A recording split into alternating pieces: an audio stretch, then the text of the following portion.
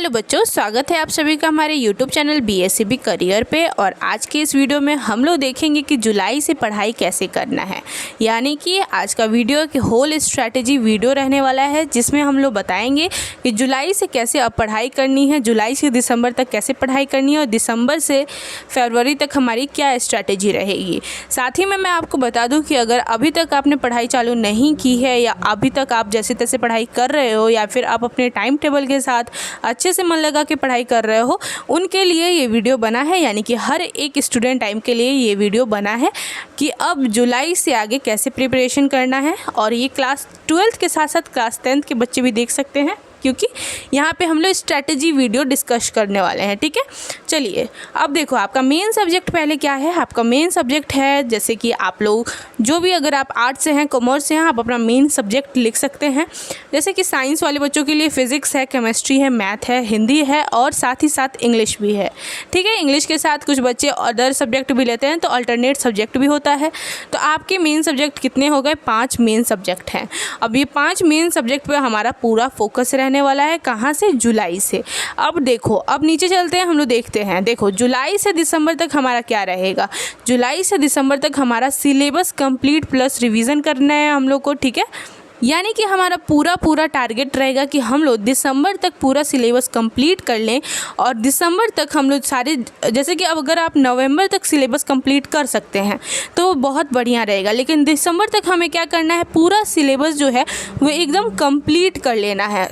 साथ ही में हम लोग को रिवीजन साथ ही साथ ले चलना है। ऐसा नहीं है कि पहले सिलेबस कंप्लीट करेंगे और फिर रिवीजन करेंगे, ऐसा नहीं करना है। हमें सिलेबस के साथ साथ रिवीजन भी करते चलना है। कैसे करना है वो मैं आपको नीचे बताऊंगी, आगे बताऊंगी, तो वीडियो में लास्ट तक बने रहना।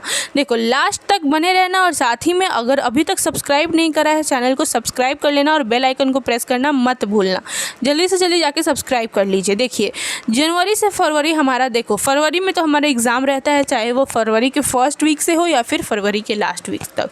तो हमारा जनवरी तक ही मानिए। और जनवरी से फरवरी हमें क्या करना है, फुल रिवीजन करना है, सैम्पल पेपर करना है। देखो, नवंबर में आपका सैम्पल पेपर जो हमारा बोर्ड है, बिहार बोर्ड दे देता है, तो आपको सैम्पल पेपर अपना पूरा अच्छे से अटेम्प्ट करना है। साथ ही में आपको टेस्ट देना है। यहाँ पे टेस्ट, कौन सी टेस्ट की बात चल रही है? Mock test. जनवरी फरवरी में आपको बस यही करना है, revision, sample paper, test. Test मतलब मॉक टेस्ट हर एक सब्जेक्ट का दे सकते हो, चैप्टर वाइज देख सकते हो। ठीक है, ये सारी चीज़ें। अब देखो, अगर आप सेल्फ स्टडी करते हो, खुद से पढ़ाई करते हो, कोई कोचिंग नहीं जाते, या फिर अगर आप कोचिंग जाते हो, उनके लिए भी मैंने टाइम गैप लगाया है इस वीडियो में। देखो, इस टाइम टेबल पे मैंने बहुत बड़ा टाइम गैप लगाया है, 10 से लेके 1 बजे तक। ठीक है, पहले ऊपर जान लो, सेल्फ स्टडी वाले बच्चे भी देखेंगे अच्छे से। ये टाइम टेबल मैंने लेके आई हूँ। ऐसा नहीं है कि आपका टाइम टेबल अगर आपने बनाया है वो अच्छे से फॉलो कर रहे हो वो ख़राब है, ऐसा नहीं है। अगर आपने अभी तक टाइम टेबल नहीं बनाया है तो एक बार आप ये टाइम टेबल को फॉलो कर सकते हो। ठीक है, चलो अब हम लोग देखते हैं कि टाइम टेबल एक्चुअली हमारा क्या है। मेरे टाइम टेबल के अकॉर्डिंग आपको 6 बजे उठना है और 6 बजे से, देखो 5:30 में उठ जाओ, फ्रेश हो जाओ, फ्रेश मन से पढ़ाई करने बैठो। 6 बजे से लेकर 7 बजे तक आपको क्या करना है, देखो जब आप उठते हो ना सो के, तो आपका माइंड एकदम फ्रेश रहता है। तो उस टाइम अगर आप कोई न्यूमेरिकल्स वाला सब्जेक्ट करोगे, जैसे कि हमारा मैथ हो गया, फिज़िक्स हो गया, मैथ में बहुत फार्मूले होते हैं, फिज़िक्स में होते हैं, तो आप लोग क्या करो, मॉर्निंग के टाइम मैथ कर लो या फिर फिज़िक्स कर लो, कॉन्सेप्ट कर लो यानी कि थ्योरी कर लो, या फिर आप लोग न्यूमेरिकल्स कर लो। ठीक है, क्योंकि उस टाइम हमारा ब्रेन जो है ना वो पावर मोड में होता है। फिर आपको क्या करना है, आपको आधा घंटा का ब्रेक लेना है और 7:30 से लेकर 9 बजे तक आपको केमिस्ट्री करनी है।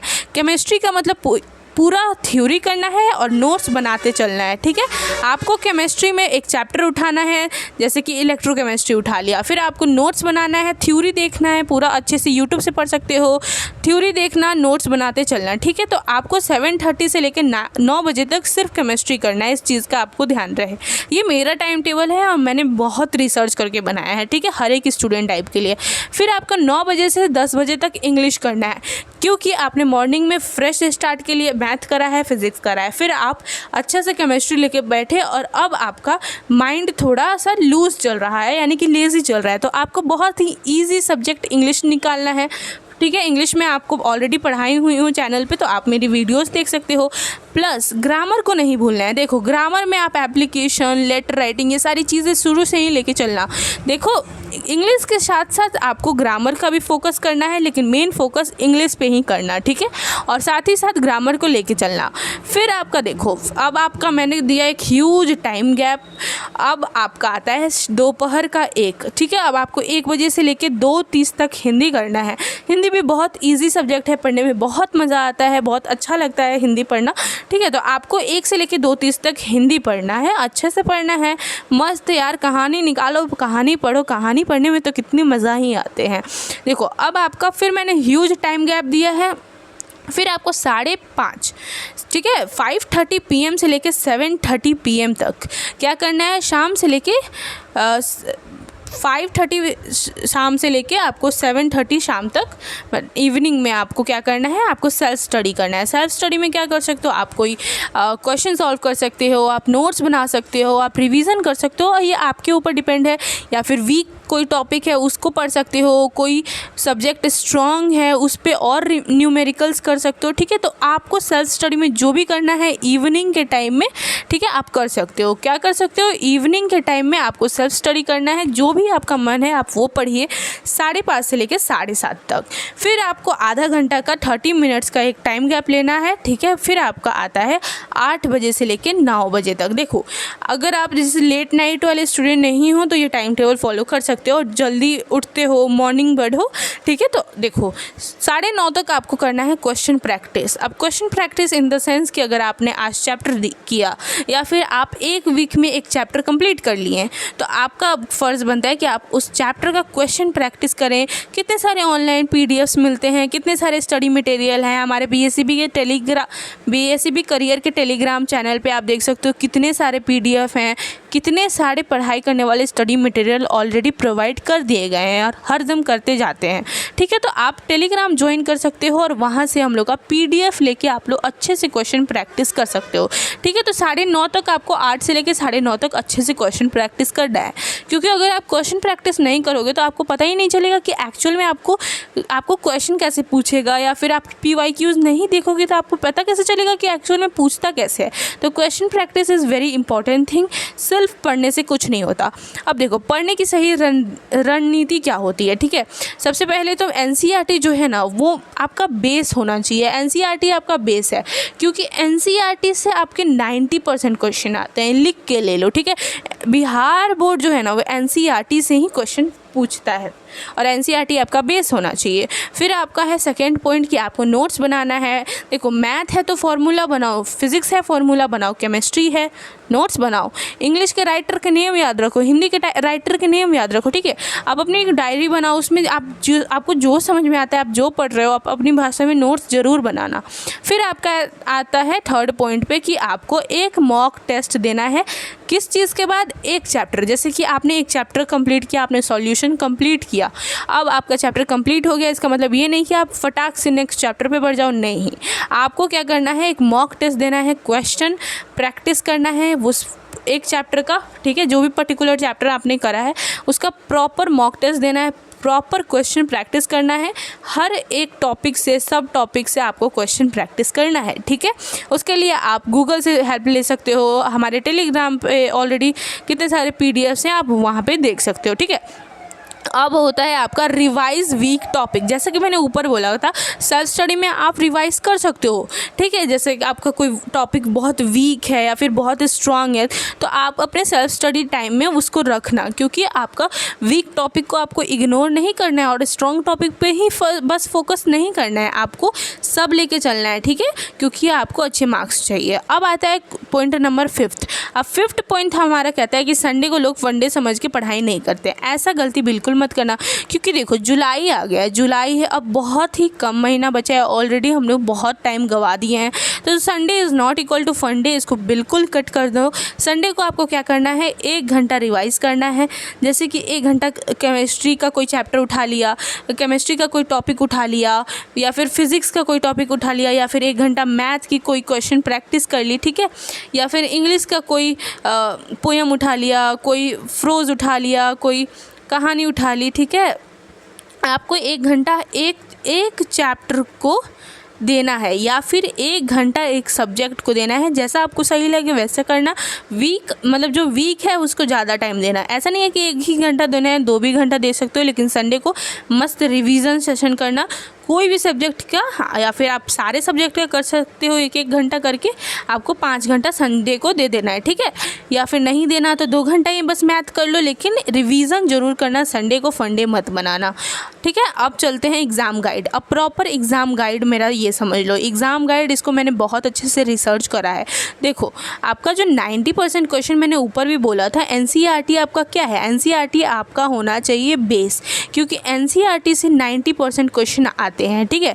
और बाकी का आपका PYQ संभाल ही लेगा, तो PYQ लास्ट 5 ईयर्स 10 ईयर्स का कर लेना, बाकी आप NCERT करते चलो। NCERT से ही क्वेश्चन उठता है, NCERT को मत छोड़ो, इधर उधर भटकने से अच्छा है NCERT प्रॉपर पढ़ो और एक चैनल पे पढ़ो, वहीं से पढ़ते जाओ, ठीक है। अब प्रैक्टिस हिंदी एंड इंग्लिश। देखो रिटन में क्या होता है ना, रिटन में आपका बहुत टाइम ले लेता है। जब एक्चुअल में आप प्रैक्टिस करके नहीं जाते हो, तो आप एग्ज़ाम हॉल में जब बैठते हो ना, जब मेरी 12th की बारी थी ना, मैं अपने रियल एक्सपीरियंस बता रही हूँ, मैंने प्रैक्टिस नहीं करा था तो मुझे बहुत इशू हो रही थी, मैंने बहुत ही कम प्रैक्टिस करके गई थी ना, इसलिए। तो आपको प्रॉपर आपको हिंदी और इंग्लिश की प्रैक्टिस करनी है, रिटन की, ठीक है। आपको बहुत पूछता है समरी का वगैरह, समरी पूछेगा, एप्लीकेशन पूछेगा, लेटर पूछेगा, तो हिंदी इंग्लिश क्या है, राइटिंग पार्ट है, तो राइटिंग पार्ट की अच्छे से प्रैक्टिस आप कर लो, प्रैक्टिस करते रहो हिंदी लिखने की, इंग्लिश लिखने की, ताकि आपको एग्ज़ाम टाइम में एकदम टाइम पे आपका पेपर कंप्लीट हो जाए और आपको अफसोस ना करना पड़े, ठीक है। अब देखो, अब नीट और क्लीन लिखना जान लो, ठीक है, क्योंकि एग्जामिनर जो है ना, वो अपने मूड पे भी नंबर देता है। और ये मतलब ऐसा नहीं है कि ऐसा है, ऐसा थोड़े होता है, ऐसा नहीं है। देखो ऐसा है, एक्चुअली में है। एग्जामिनर देखा कि अरे यार इसने गलत लिखा, फिर भी इसने कितना साफ़ सुथरा लिखा है, इसको तो +2 दे दो, +5 दे दो, ये तो बढ़िया लिख रहा है। लेकिन अगर आप सही भी आंसर लिखोगे, कुछ भी ऐसे लिख दोगे, तो वो आपका -5 भी कर सकता है, ठीक है।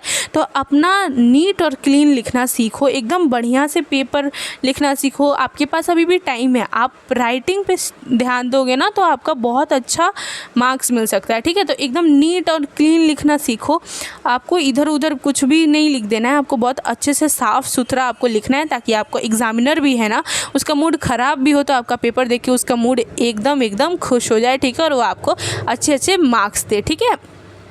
अब चलते हैं, देखो लास्ट पॉइंट हमारा एग्ज़ाम गाइड का ये रहेगा कि PYQ जो है ना, PYQ को अपना ना वो समझ लो, पावर समझ लो, ठीक है। PYQ आपका बहुत ज़्यादा इम्पॉर्टेंट है। क्योंकि PYQ से ना क्वेश्चन उठते ही उठते हैं, ठीक है।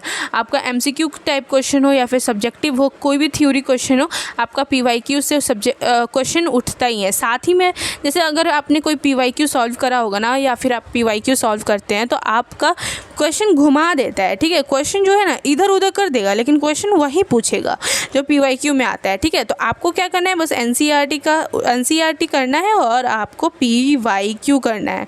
क्या करना है, NCERT एंड PYQ करना है, बस आप सेट हो, ठीक है। तो PYQ को छोड़ना मत, बहुत इंपॉर्टेंट होता है PYQ। NCERT के साथ साथ क्वेश्चन प्रैक्टिस के लिए आप PYQ ले सकते हो, ठीक है। तो आपको लास्ट 10 ईयर्स या फिर लास्ट 5 ईयर्स के क्या करने हैं, PYQs अटेम्प्ट करने हैं, बहुत अच्छे से समझना है कि ये क्वेश्चन अच्छा ये ऐसे पूछा गया है, ओह ठीक है। तो आज के वीडियो के लिए बस इतना ही। मैंने एग्ज़ाम गाइड बता दिया, पढ़ने की सही रणनीति बता दी, और आपको टाइम टेबल भी दिखा दिया। बहुत अच्छे से रिसर्च करके मैं ये टाइम टेबल लाई थी आप सभी के लिए, ताकि आप अपना पढ़ाई बहुत अच्छे से कर सको, ठीक है। तो आपको मैंने बता दिया कि जुलाई से अब आपका आगे का स्ट्रैटेजी क्या रहने वाला है, बस इसी को फॉलो करना, इधर उधर मत भटकना, ठीक है। धन्यवाद, बहुत बहुत धन्यवाद वीडियो देखने के लिए। चैनल को अभी तक सब्सक्राइब नहीं करा है, सब्सक्राइब कर लीजिए, और साथ ही में बेल आइकन को प्रेस कर लीजिएगा। मन लगा के पढ़िए, बहुत अच्छा मार्क्स आएगा। मिलते हैं आपसे नेक्स्ट वीडियो में।